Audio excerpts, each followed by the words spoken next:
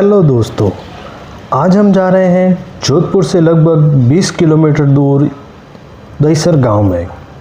दहीसर गांव में है दहीजर माता जी का मंदिर, जहां भोगशली परिक्रमा के दौरान हजारों श्रद्धालु माता के दर्शन करने और उनका आशीर्वाद लेने आते हैं। हम भी गूगल मैप और लोगों की हेल्प से पूछते पूछते आ चुके हैं दहीजर माता जी के मंदिर।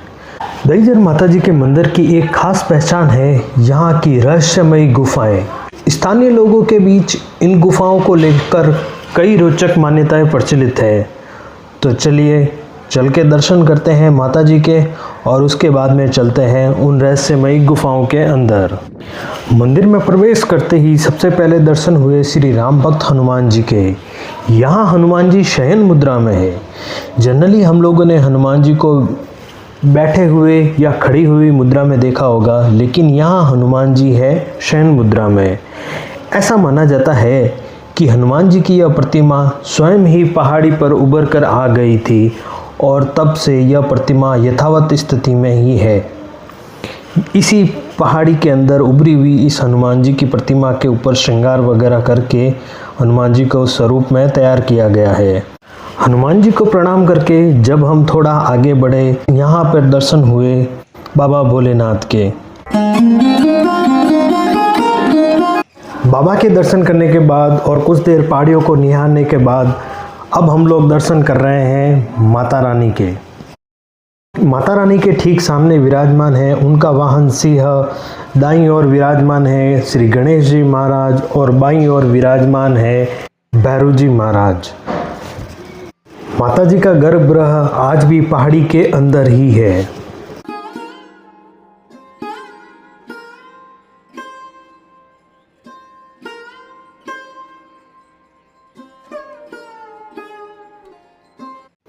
बारिश के सीजन में इन पहाड़ियों से झरने निकलते हैं और बहुत ही मनोरम दृश्य देखने को मिलता है।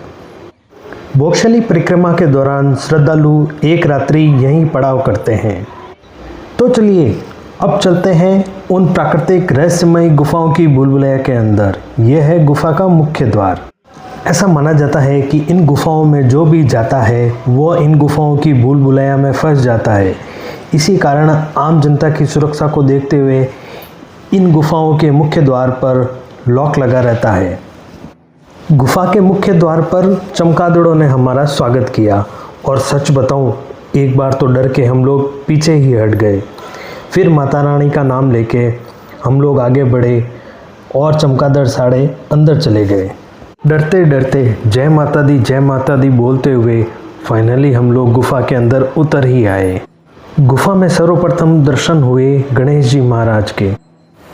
भगवान श्री गणेश को प्रणाम करके हम लोग गुफा के आगे बढ़े।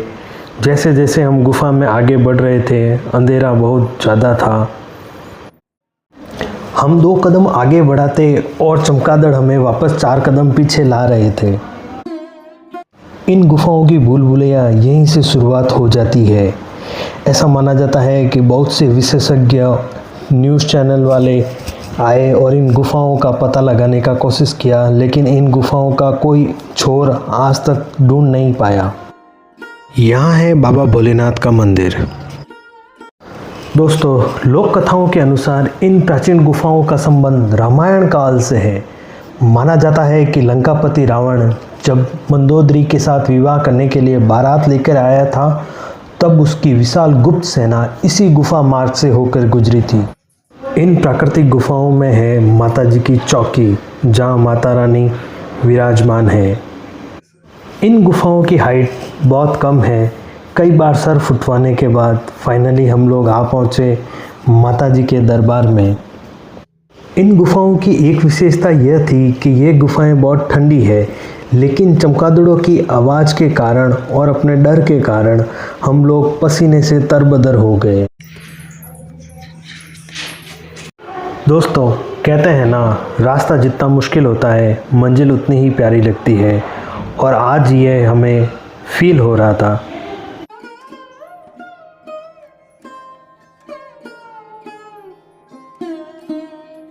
यहाँ से आगे जाने की हमें परमिशन नहीं थी, क्योंकि यहाँ से आगे जो भी गया वो आज दिन तक वापस कभी लौट के नहीं आया।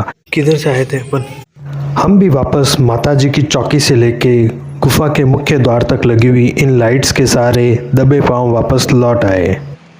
दोस्तों, मेरे आज का एक्सपीरियंस अमेजिंग था, उसको वर्ड्स में एक्सप्लेन नहीं कर सकते। अगर वीडियो अच्छा लगा हो तो वीडियो को लाइक एंड शेयर करें और चैनल को सब्सक्राइब करें। मिलते हैं नेक्स्ट व्लॉग में। Bye bye.